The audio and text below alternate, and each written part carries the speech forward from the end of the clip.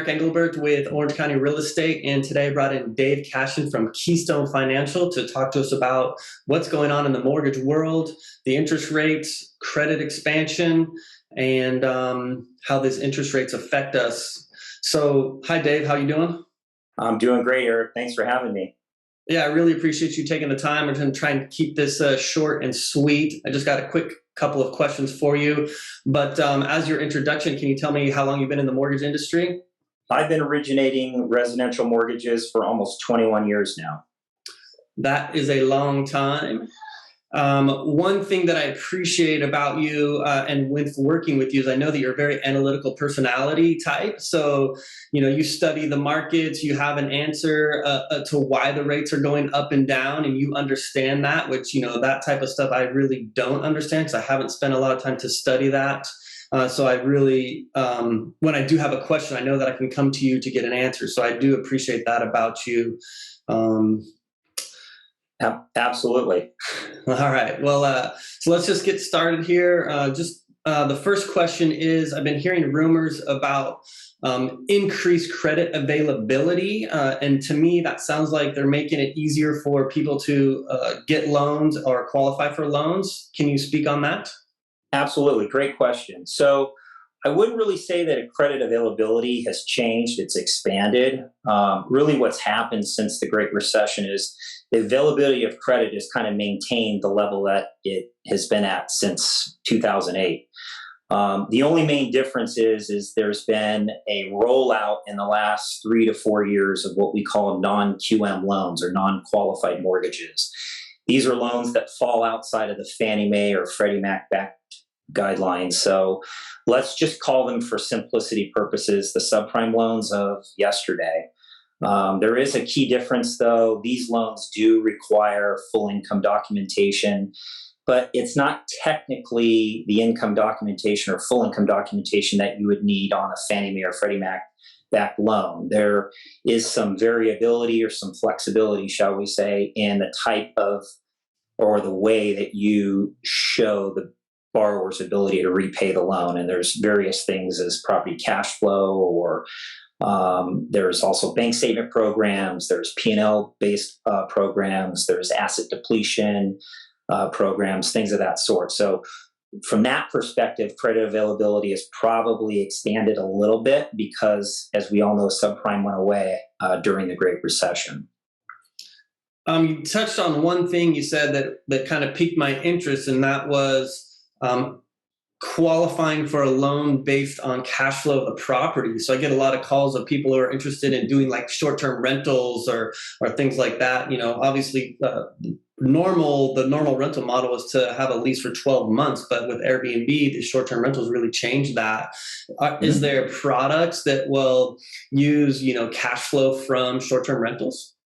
Absolutely is. Oh, that's interesting. There are programs that are tailored around Airbnb type structure.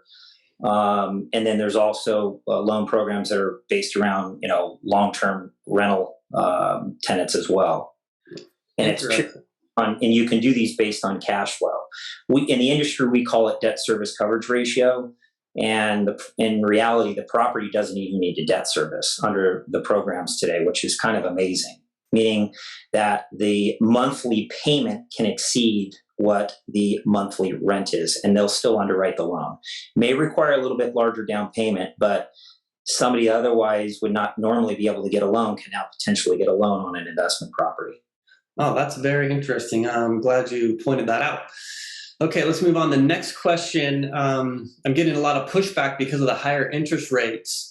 And I think that you have mentioned the word cost basis before, and the market's definitely changed with the high interest rates. But some of the other things that have changed is that we're not having to write an offer at 5 to 10% over list price. So that means the cost basis is lower. Can you explain what that means and how that benefits buyers today? Absolutely. Absolutely. So I get this question a lot as well with my clients because they get sticker shock in today's world when they see how much higher rates are compared to what they were even 60 days ago. And I try to make it as simple as possible so that they don't get confused. And what I usually do is do an analysis of what it would take to get into a property, yesterday, previously when the market was super, super hot, at low interest rates versus what it takes today to get into a property. Maybe, we still have an inventory issue. So there's still bidding wars on certain properties and what have you, but they're not necessarily having to bid over ask anymore. So I use those two analysis, and I can kind of go through an example for you so you kind of get an idea of what I'm getting at. So in the last 6 months to a year or so, you might have to buy a property that's $750,000 list price. You might have to write an offer at $50K over just to have your offer even considered or get accepted. With standard 80% financing, they're doing a loan for around $100,000 or $640,000 in this example. So they're in escrow at $800,000, 50 over list price. Their monthly payment based on interest rates of yesterday, 6 months ago, sub 4%. Let's just go with a 3.875 rate, which is very attractive. Their payment's around $3,009 change per month, principal and interest. If you compare that to today's market, they may not have to write an offer at $800,000 to get into escrow on that $750,000 listed property. Maybe they write an offer for $750,000, it gets into escrow, and they still do the same 80% financing. So now they're doing a loan for $800,000. So they're borrowing $40,000 less, and they're purchasing the property for $50,000 less. However, the difference is the interest rates are higher. So today, the average rate on a 30-year fixed is around 5.5%. On $600,000 in borrowing, that's a payment of around $3,407 a month. So we're looking at around a $397 increase in payment. But what you've exchanged that higher payment for is a lower purchase price or cost basis on the property, which is very important. I'm always school of thought where I'd much rather buy a house at a lower price and a higher rate than a higher price and a lower rate, because you got to pay back that what you owe on that property at some point through a refinance or sale of the property. So your cost basis is higher in yesterday's market versus today.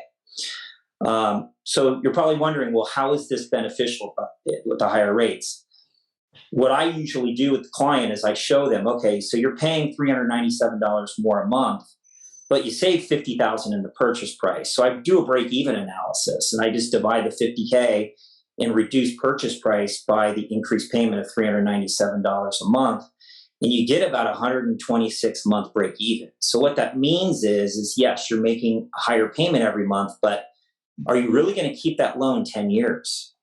Probably going to sell that property. You're probably going to refinance that loan at some point. So you're not going to keep that higher interest rate loan for as long. So it still makes sense to potentially buy even at higher interest rates today. I always say to the clients, you marry the house and you date the rate. And what I mean by that is the house is more permanent than the interest rate. Interest rates come and go. They go up and down with the market. And typically in California, people are either refinancing or selling within 3 to 5 years. Yeah, the time, just a little note on that, the amount of time that people stay in their homes has definitely increased. Yes. To over 10 years, but first-time home buyers, they're getting into their first-time home thinking it's going to be their forever home. And like you said, they're usually going to most likely refinance, but That's probably sell within 5 years as well, because they get comfortable with the mortgage payment. Maybe they're in their jobs a little bit longer. They can qualify for more, and they've kind of grown out of the house. Maybe they're starting a family too, which happens with first-time home buyers. So they're going to move up, sell this house, and buy something else. So that's typically what happens. You're right. You hit the nail on the head, because maybe they don't sell the house, but they will refinance. There will be an opportunity to refinance, or there'll be a need to refinance sometime in the next 5 years. Like I said, I've been doing mortgages 21 years. I can't count on two hands the amount of clients I've had that have kept a loan longer than 5 years. All right. Is a reason to refinance or pay that loan off through sale or refi. Okay. Well, we kind of went over that quickly. I hope that makes sense to people. Thank you very much, Dave. And I will put his information here so that you guys can reach out to him or send him an email if you have any further questions about that. maybe some other scenario that doesn't make sense to you, and he can do the math on it and see if it does make sense. And thank you very much for watching, and thank you very much, Dave, for helping us out with that information. I appreciate it, Eric. Thank you for the opportunity. All right. Have a great week. You as well. Bye-bye. Bye.